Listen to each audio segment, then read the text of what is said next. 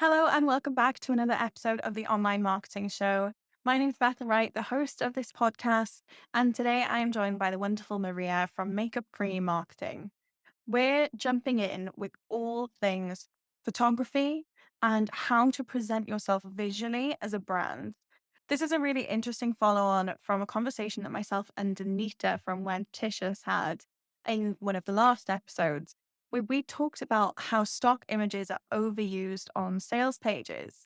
And it kind of spurred a little bit of an idea between myself and Maria to dive in on this topic much deeper. It's so easy and accessible to use stock images with free sites like Pexels and Canva famously having the photo feature. So hear what Maria, a brand photographer and marketing expert, has to say about using stock imagery in your business. First off, thank you so much for joining, Maria. Before we get into discussing any questions or the topics for today, I'd really like to ask you to kind of take the mic and introduce yourself if you don't mind.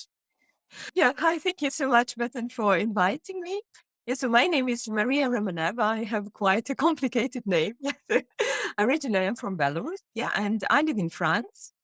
I'm a brand photographer and brand specialist and also marketing minimalist, as I call myself. And I help female entrepreneurs develop strong personal brand full of their personality and then to market it with a simple marketing system. So there's some great overlap between Maria and myself. If anyone's listening to this, you know I always scream from the rooftops about showing up on social media without your armor on and showing up as yourself. And Maria actually didn't even blow her own horn and us there. And she's also a very accomplished photographer and really helps people with that element of building a brand as well. So today we're going to be talking a little bit about photography, a little bit about stock images, which is a very hot topic, I think, in social media. So many of the people that I see on social are using the pixels, the Canva, photography all throughout their content. And I want to kick things off on that note then. So for me, I have used stock imagery. I think it's a tool that can be leveraged, but I have a bit of a love-hate relationship with it because I think when I see it on social specifically, it feels so foreign. It doesn't feel like it really belongs on the platform because everything else seems so personalized and casual and like these selfies that are being taken versus a stock image. So I really wanted to open up the floor to you and ask, what are your thoughts on stock imagery? Is it something that people should use as a tool in their toolbox, or do you think it's a hard no and avoid it at all costs? I think that there is this little bit misunderstanding, yeah, in terms of stock images, because we should acknowledge, yeah, that there are amazingly beautiful professional stock images that you can actually get for free or buy them really cheap. And the temptation is just huge, yeah. So, because I mean, I think that people use stock images with a very good intention, yeah. So they want creating more beautiful aesthetics, they want to appear more professional. So they kind of think that, yeah, I'm just going to take these great images and then my social media, my website, yeah, my landing page, they're just going to become amazing. But this is like the one really, really bad thing happening there because if everyone is doing it, yeah, because stock images are generic. Yeah, so they just, you choose them according to colors, to light, yeah, to maybe some motives. Yeah, for example, you need images with children or images with women. But at the end, they are super generic. Nothing about you, nothing about your business. And because everyone is doing it, yeah, like a huge majority is doing it.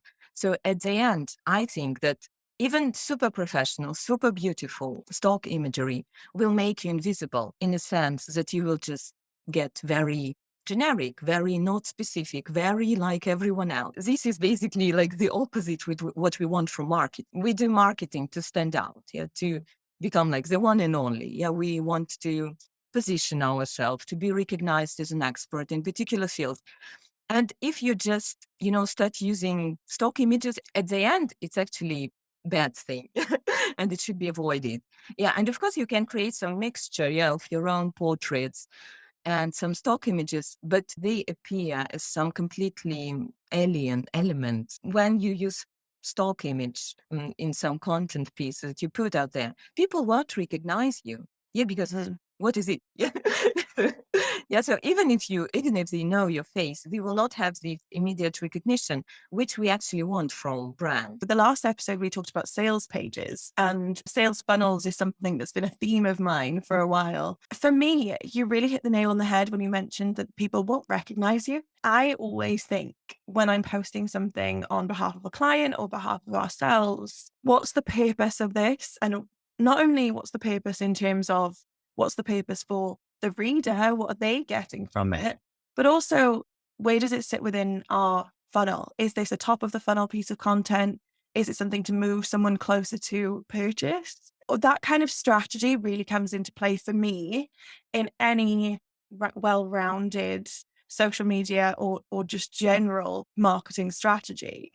But I think stock imagery is such a disruptor of that, because if you're trying to go down the typical sales funnel of know, like, trust, how can people do any of those three things if you are this nameless, faceless person online? Yeah, so I started as a brand photographer. Yeah, so I was working with female entrepreneurs, and then I saw that actually they need more than just photographs. Yeah, they need more help. And then I started offering them marketing support. And then I constantly had this conversation. So they were telling to me, but Maria, you're a photographer. Yes, so you take all these beautiful images. It's so easy for you to market because you just show people what great images you can do. And then I was always telling them that actually you can also show people what great things you do. Like you said, imagine like a sales page, yeah, not with just some people, like where everyone knows those are people from, like, I don't know, pixels. Yeah. Yeah. But if it's like you sitting with a client and you laugh, yeah, this is really just makes marketing so much easier. Yeah, because you basically don't have to convince anyone, you don't have to tell them that my clients are very happy, you can just show some real happy clients. Yeah.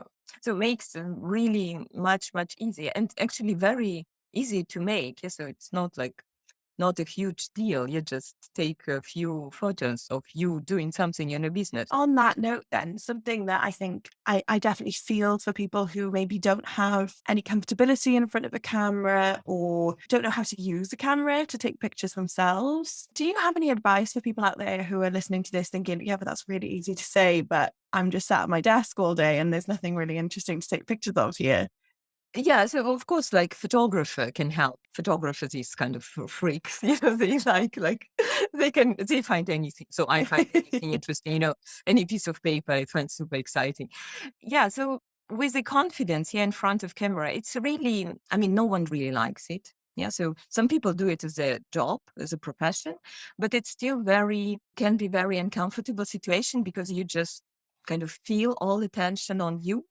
And of course, it's a huge role of the photographer to make you forget basically that you're in front of camera. And as I always say with everything, yeah, so if you never done something, you will not feel confident. Yeah. So for example, if you've never had a photo session, you will not feel confident. Exactly like with bicycle. If you never rode bicycle, you will not feel confident. So this confidence basically comes in the process and by doing it. So some people never have images of themselves because they just not ready for this, like at all. Yeah, like in all aspects, not only in photography. And of course, I truly believe, yeah, that even the most simple, like not perfect selfie will still be better than some generic stock image with strangers you've never met. Yeah. So, so I think that if we just put aside all these thoughts about perfection, and if it's just about showing your audience who you are, they know that you're a real person. Yeah, that if you say that you're like nice lady, you're not some kind of crazy guy, sitting somewhere posting all these stock images. Yeah. So I think that if we just really want to, start pushing this, being present, talking to people, we can start with very simple selfies. Yeah. So, and even if it's look completely not professional, I think it's that was that ever known phrase, done is better than perfect. yeah, Just getting something out there. I think for me, I look back and I've hired photographers. I also take pictures myself. I do a bit of a mix and match of what goes out on my brand accounts. And I will never, ever, ever line up with the people that I've hired to create pictures for us. But I don't need to. When you look at if a lot of people, they've had some headshots taken, they've had a session with a photographer perhaps, and then just use those photos and kind of extended out the amount of time that they're using these images for, and maybe reusing them a little bit too often and kind of not relying on anything else. And I think comparison can be a big thing there, where you look at the pictures that you've had taken from a professional photographer and think, these are great. These don't even look like me. They're perfect. They're so brilliant. And then you look at a selfie that you've taken and you're like, oh, I don't know if this lines up. But I think it's important to remember that different content pieces have their place. Yeah. And when I think about a social specifically, I run a social first agency. I think people expect it. And not only expect it, I think people look for it and want some of that more casual content created out on the platforms too. So it's not all just super polished. So there's no pressure to do something wrong. There's no such thing as wrong when you're just taking pictures and being creative. Because this is also like a part of the brand. Yeah. And of course, if we talk about small business service based, yeah, then I think there is always a place for some very, very casual imagery and like stories and reels. Yeah. Like even if you're working with super luxury clients. So I think actually that being honest and casual won't hurt in any way. But I think that maybe using some too polished photography can be actually something bad, because some people just go to any professional photographer, yeah, without actually thinking what they're doing. And because there are different genres, yeah. And for example, there is like this genre when it's all looks like in a fashion magazine and you're kind of 90% Photoshop, yeah, after, because this just belongs to the style. Yes, so and you will be like in an evening dress and with perfect makeup and all, like, and then you're like a life coach, yeah, and you post it up on your social media, and these can so repel like your people, yeah, because they will be thinking, what is it? Who is this person? This can hurt your marketing. Yeah, because I mean, of course, if it's just for you, yeah, if you want to put this, glorious when you look like Angelina Jolie and you want to put it in your living room, it's one thing. Yeah. But if you make it your profile image on your social media, then you will not reach your people. Yeah. Because they have no connection to this photoshopped image of you. Yeah, I think So, that's a really yeah. important point, Yeah. actually, that I'd Yeah. love to dive Yeah. into more. So when I speak with people that I'm working with or people that ask for marketing help, I always tend to come at this from a copywriting angle. And I think because I'm not a photographer, because writing is the first and foremost thing that we do for our clients in creating social media, I always think of it from this perspective. But it's interesting to actually discuss it from photography. I always say that you should kind of write as you would speak to a client. Yeah. And I have this metaphor or this example, I guess, that I give them and I say, imagine I'm your client, I've picked up the phone and rung you, or we've hopped on a Zoom call. It's not the first time we've spoken. It's maybe like 3 or 4 months in, we know each other enough to be, instead of picking up the phone and going, hello, Bethan and Maryia coaching, how may I help you? It becomes, oh, hiya, how you doing? How was your weekend? Yeah. So what do you want to talk about this session? And it's how they would deal with you face to face or over the phone is how you show up on social. And I just wanted to spin back around there. You talked about a life coach showing up in an evening dress. Can you dive into a little bit your thoughts on kind of showing up as you would in your service, I guess? Yeah, no, I mean, because actually, this is the reason why I started this no makeup marketing thing. Yeah, so because even the name, yeah, was. So I remember that I had a workshop about visibility where we actually went through photography, people using their social marketing, and there were, these inadequate things, like people who have casual brands showing these headshots in suits, yeah, and or just stock images. And I was trying to explain how I understand marketing, which is really in line with what you do. And I told them, guys, I wake up in the morning, do my marketing without even makeup. Because I mean, in the long run, yeah, if you always try to be like super kind of the best version of you in this artificial sense, you will just get tired and burned out, and and you will lose all the joy. Yeah. So I always, for the photo session, yes, so I plan it in details, but I always tell people that actually in the photos, they should appear exactly the way people will meet them. Because imagine this huge disconnection, like you see this images on the website, with perfect hair, perfect makeup, in some suits, yeah, and then you come to actually talk with an expert, and they with no makeup, wearing jeans, and have like a ponytail. You will have this, feeling that it was deceiving. Yeah, so it Yeah. was not what they expected. And you never want to have it. Yeah, like in any part of your business, you don't want to not meet your client's expectations. So you set expectations with your marketing and then you meet them. So why making it kind of so complicated? Yeah, like, so why try to appear perfect in this presentation just to kind of disappoint your clients after? So yeah, so I always tell, wear your hair as you wear your hair. Like I don't know, like wash your hair, but but like but keep them, yeah, like take a shower, you like put on clean clothes. Yeah, this is like the maximum we need. Yeah.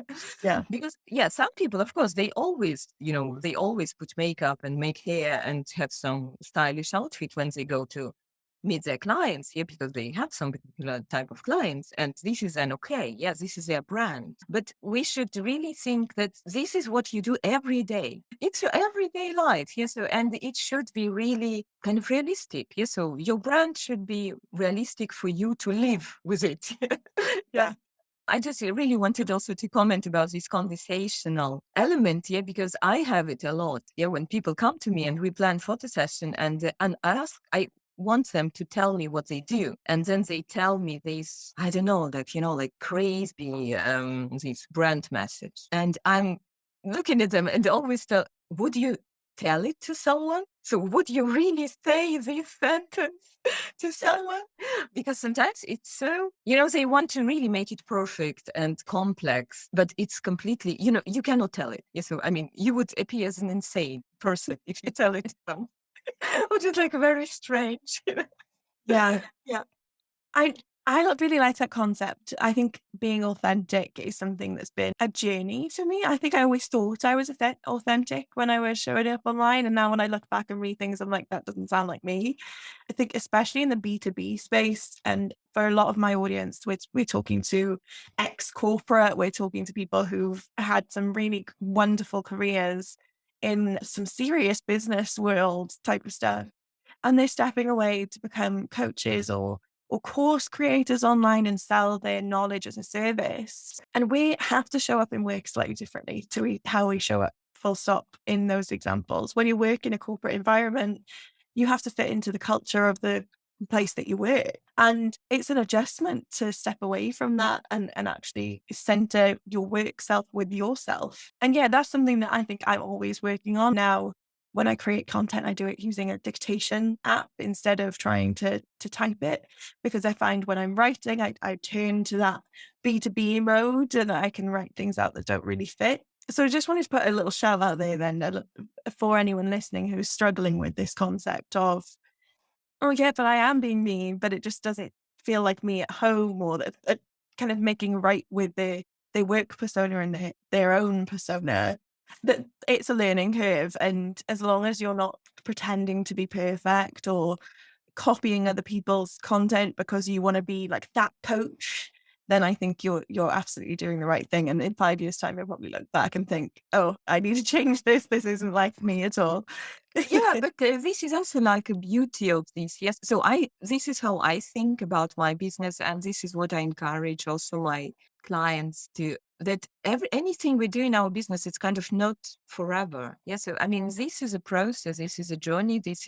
And we make mistakes. We should recognize mistake quick enough here that we kind of not stuck, with clients that we don't like, or by doing services we don't really enjoy, or by creating social media content which actually feels like a job. Yeah.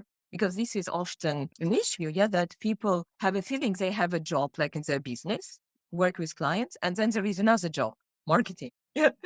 And I also think that actually, if you just put less pressure on you in the marketing, and if you really try to be conversational and just show up as personal as comfortable for you, but we can still be personal without getting into private details. So I always tell, yeah, it's a conversation. Yeah, it's just you talk to your audience. So basically you already work with your clients. just before they book you. Yeah, so it's the same thing. Yeah. And it should be like in one line. And then it doesn't feel like an extra job. Yeah. And you just have a feeling that, oh, yeah, I have to find the photos, I have to write this text. And then really you don't know what to do. You look what other people are doing, or you get these terrible 300 posts written for you. And it was just like, oh, Yeah, because and everyone is yeah, the same template, and you can see. yeah, I mean, this is the end of the business. Yeah, so like, bye. Yeah. Because yeah, you're basically kind of ruining it for yourself. So yeah, I think that we should get a little bit more relaxed. And yeah, and sometimes it's like not perfect and you can change it. Yeah, so Yeah. next time you will do better. But yeah, it should be something really that don't require you to become someone else. Yeah, like to kind of perform something. We're getting towards the end of the session now. Yeah. And I wanted to ask if you could share any practical advice for the people listening. So if you were talking to somebody who wanted to know, how can I take the best pictures myself? What can I do to really elevate what I've already got? Do you have any advice? Yeah, yeah, sure. So for example, if you take photos of yourself, yes, so it's really important that you will get these photographers call it like flattering light. So basically the light, it will not create too much, dark shadows on your face. So basically this is like the light on a very overcast day, when we don't have strong sunshine, but we just have clouds. Or if you take it inside, so make sure you're not sitting, in this spot where you blended by the sun. So find a shady place. And then also make sure that the light comes on you from front, not from the side. Yeah, because if it goes from the side, I can show you. Yeah. There. Yeah, so you don't want this. Yeah. So make sure that the light is just falling on you like this. And then, of course, be aware of your background. Yeah. So usually you want to be the lightest, the brightest spot in the image. Yeah. Because so the viewer actually dream it. So, for example, now I don't have such a great thing. Yeah. Because I'm a little bit darker than my white wall. Yeah. Because I'm really in a dark place. And this one light doesn't help me. Yeah, so but you actually looks really good, yeah, because you're yeah, yeah, yeah. I mean, the wall behind you is darker, yeah, and your Yeah. face is the brightest spot in the image, and this is very important because it creates this nice portrait, yeah. And also, what we always want when we take photos, we want these light sparkles to be Right. visible in our eye because it makes eyes like lively. Yeah, because sometimes if you completely in a very dark place and there is no source of light anywhere to see, your eyes won't reflect anything and they will be kind of, like Flat. very empty, flat. Yeah. Mm. So, yeah, so make sure that you get these, light spots. Yeah. And you will have really nice, your face will look really nice without any strange shades. Because, for example, like if you have ceiling light on, you will end up having like this, like Yeah. when all these shades kind of mm, down and it's very, very terrible. Yeah. So I always tell that if you take photos inside, make sure ceiling light is off. Even if you have a feeling it's too dark, it's Yeah. still better. Yeah. So there's no source of light like up. Yeah. So source of light should be in front of you. And then it's going to be really good. And yeah, this is basically the, ABC of portrait photography. Selfie basics with Maria today. Okay, perfect. Well, thank you so much for your time today. Thank you for sharing so many insights into firstly why we shouldn't use stock imagery all the time, but even just how to up level your personal branding and your own photography. I just quickly wanted to say, please do share what the best ways for people to find you online are so people can go and look you up. Yeah, I have a Facebook group, yeah, for female entrepreneurs, which I really invite all female entrepreneurs who are interested in this authentic marketing, which doesn't feel like extra job or doesn't feel like you have to learn, new things and it's all complicated. So I really invite you to join because we, have good fun time creating simple, very effective content for our marketing in line with our personality. Perfect. I'll pop the link in the description for everybody Yeah. as well so that you don't have to try and spell Maria's name. Yeah. Thank you so much for watching this episode of the Online Marketing Show. I will be back with another podcast for you soon, talking all things about how to build out your online business through marketing, coaching, and so much more. Don't forget to show some love to Maryia for coming on today's episode and sharing so much good information with us. We ended up filming for about an hour just talking on this subject. There was so much that ended up on the cutting room floor that I wish I could have included. So really do give your thanks to Maryia for all her sound advice. I'll pop the links in below of where you can find her and also where you can find me on all of my other channels, including Instagram, TikTok, and LinkedIn.